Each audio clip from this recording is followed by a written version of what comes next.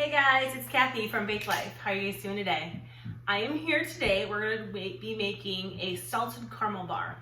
Now this bar was requested by one of my oldest friends, and we've been friends for so long. If you guys remember the movie Napoleon Dynamite, remember that? You know, like, oh yeah, right? John Heder. So Pedro was in there. So my friend and I, we discovered that movie when we were working together over 12-ish years ago, before kids. And we call each other Pedro.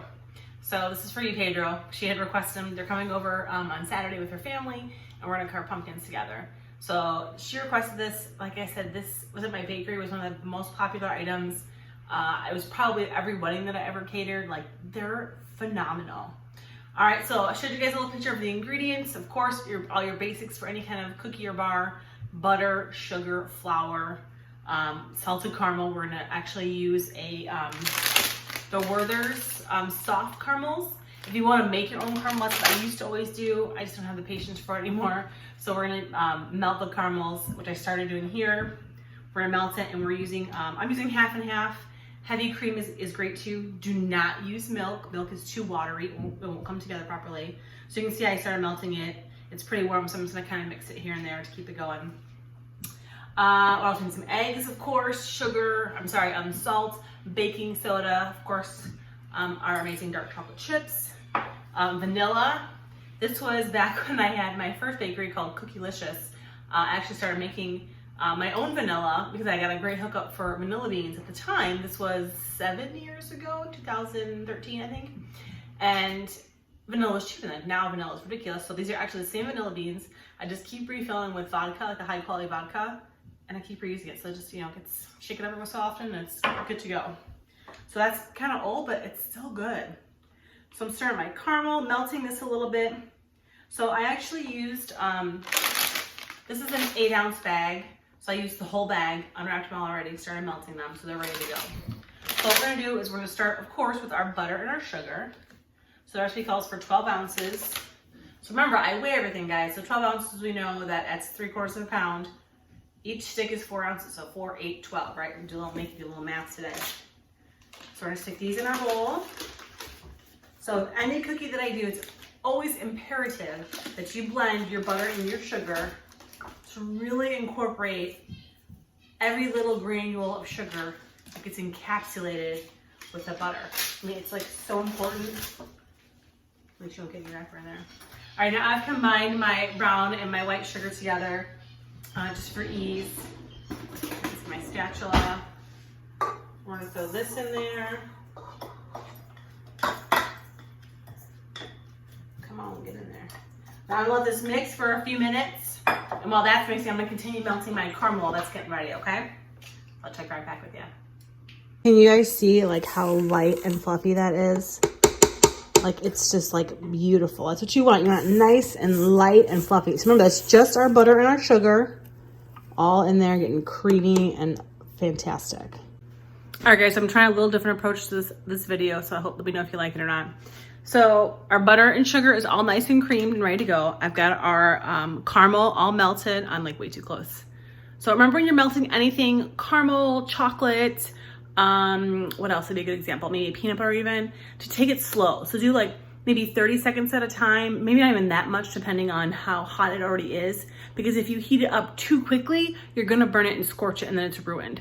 So this, I went probably a minute and a half total, but like 30 seconds at a time. So we're gonna pour this in. The recipe calls for 6 ounces in the first half of the batter. So we're gonna pour this in. All right, so we're pouring in almost all that we've got melted. All right, and then we're gonna mix that up even more.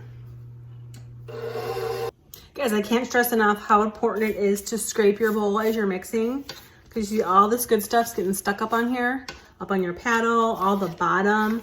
And make sure you mix everything so it's incorporated properly, okay? Okay, next is gonna be our 3 eggs. So a little tip I always like to say is to crack your eggs in a separate bowl, because you never know, you get that weird, gross, bloody one, or you get a double egg, you wanna take a picture of it, a double yolk, I mean, and it's cool. Very rarely, you might actually get a rotten egg. I have a friend that gives me eggs from their chickens, and she goes, oh, I tested them all, and I'm awesome. So I was getting ready to make omelets one morning and cracked it, and boy, do you know when that egg is no good. All right, so there's our eggs in there. Now vanilla, you know what, guys know me, my vanilla, I'm just like, bloop, that looks good. I think the recipe calls for a tablespoon. Actually, a tablespoon, we need a little more. Remember, caramel is like a vanilla flavor kind of cooked. So we're gonna mix this again. Remember, we're gonna mix it for a good couple minutes. All right, guys, you see, I mixed the eggs in thoroughly. There's no egg yolks. It still looks nice and creamy. It's still light and fluffy. So now we're ready to move on to the next phase. All right, guys, so we've got our butter and sugar creamed really, really good. We added our caramel and our eggs. So now it's time for the flour mixture.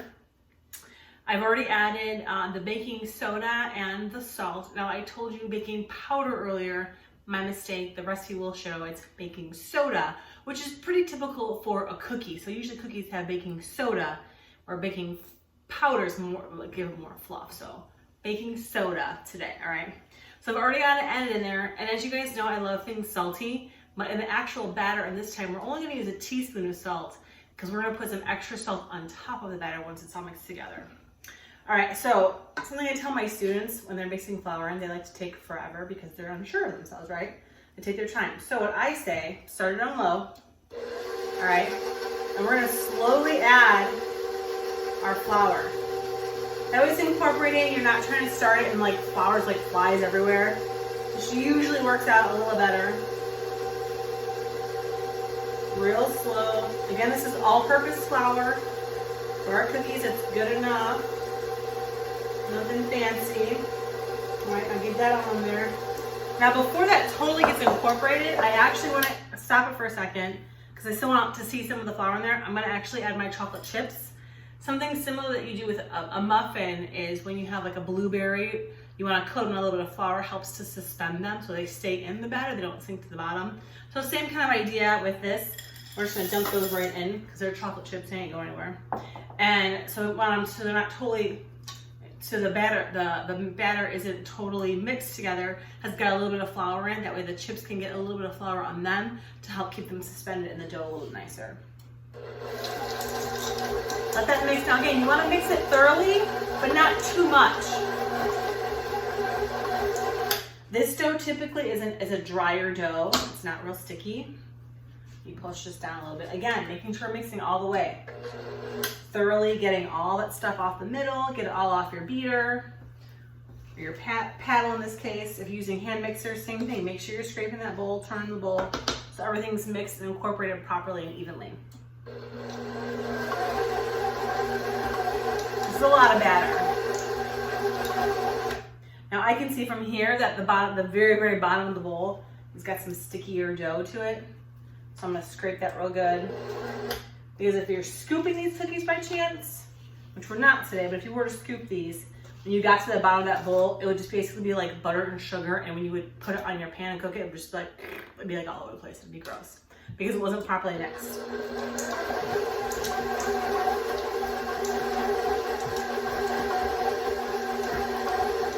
All right, that's good enough for me. We're gonna go ahead and lower this down.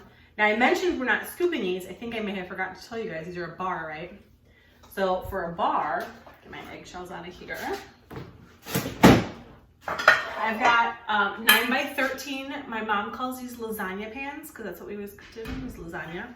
It's a 9 by 13. It's equivalent to about a half a sheet if you're in the professional business. We are, of course, gonna spray this with some pan spray. Which I've got over here. You can use the baking kind that has a little bit of flour. And this is olive oil. I use this for everything. It's totally fine. Always spray over your sink. Don't spray over your floor because it gets on your floor, it gets slippery. All right, so we've got that. Let's take our paddle off. This up. All right, look at that dough. That looks beautiful. Let's just take a little nibble. Yum. All right. I was a little bigger than a nibble, sorry.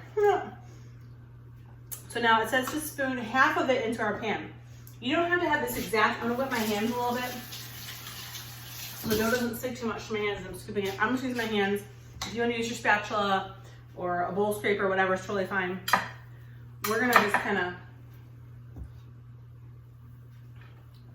spread this out real good. And you know, I think I just realized I need a double batch. Ha! Oh well. We're just gonna kind of, with our hands, kind of spread this real nice. I think I said the size of this pan is a half sheet. This is actually considered a quarter sheet pan if we're talking the professional lingo here. So we're just gonna kind of smush this down. Yeah, I'm pretty sure I made a double batch of this. Oh well, I'll give you guys the right recipe so you'll make just this size pan and that's all you need. All right, so here's our bottom batch, right? Okay, so we've got our quarter sheet lasagna pan, 9x13 pan, whatever you want to call it. We've got half of our dough in there. Remember we sprayed everything real good. I'm gonna put it in the 350 oven, which we've already got heated up. We're gonna let it bake for about 5 to 7 minutes. You just wanna get it started baking, get a little bit of golden brown. It's still gonna be kind of doughy, but we just wanna get it started, okay? So I'll be right back. All right guys, we had it in the oven. I went a little bit longer because I think this is a little thicker than usual, but you can kind of see it still looks really doughy. That's totally fine. We just wanna get it kind of started. So now we're gonna take our sea salt. Remember, we use this for our focaccia bread. We're gonna sprinkle that. This is something like, I would say, to your liking. We all know I like things a little salty. Okay, next we're gonna take our melted caramel.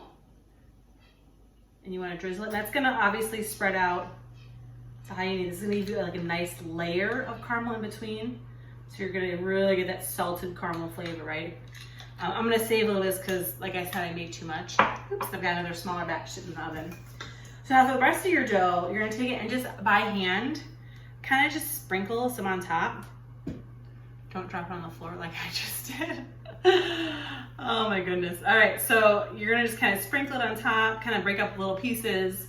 You don't wanna 100% cover it because it kind of gives it that like rustic, like natural look, you know, because obviously we're making it at home, so yeah, it's rustic. It's delicious. Just makes it look pretty. So we're just gonna, again, just do like a little. At this point, you should be using up all of your dough.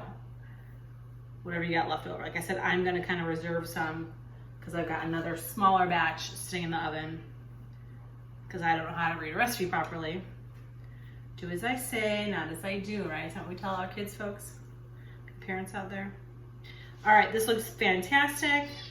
You can see a little bit of the caramel peeking through. Again, as it's cooking, it's gonna kind of spread out real nice and look great. Now we're gonna put this back in the oven for about another 15, 20-ish minutes, depending on how your oven likes to act. And then we'll pull it out when it's done and we'll take a look.